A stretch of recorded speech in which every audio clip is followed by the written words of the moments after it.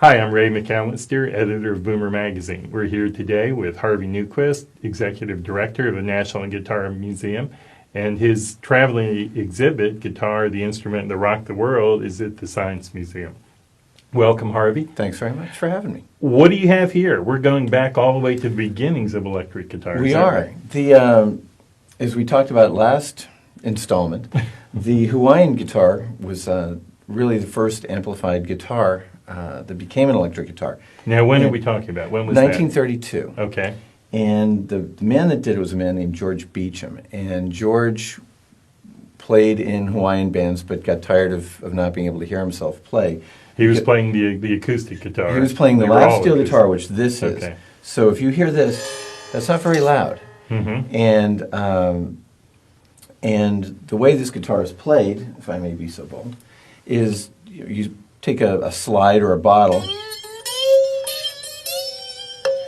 And again, that's not very loud when you have lots of singers around you and percussionists. And he got tired of playing and not hearing himself.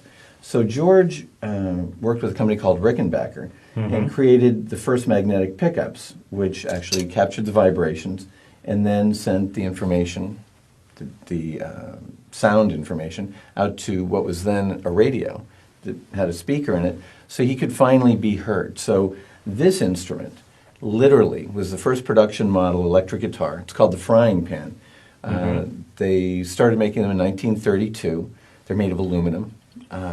They're always played down like this. Most people are kind of surprised that guitars are played in your lap, which is why it's called a lap steel, as opposed to this. Right. But it was the next generation of guitars, the Boomer generation of guitars, where we got wood guitars that eventually were held like this, and it really started right after World War II. Well, now this one, first of all, where did you get it? You didn't get this yourself back in 1932. No, and that would even predate my father. The number of these that are still extant, still around, is fairly high because they're made of aluminum. They're not always in good condition.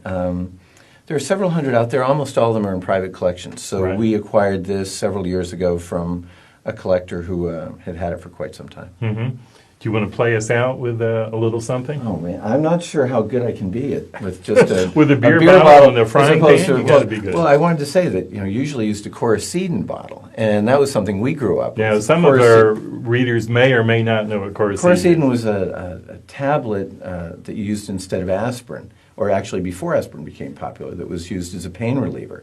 And it came in a little glass bottle and was very popular. Right.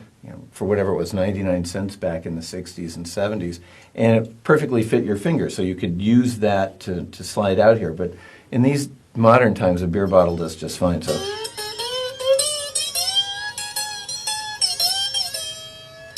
And that's as far as we go with that. Very good. Well, thank you, Harvey. Thank you. Make sure you check our YouTube channel for more videos with Harvey.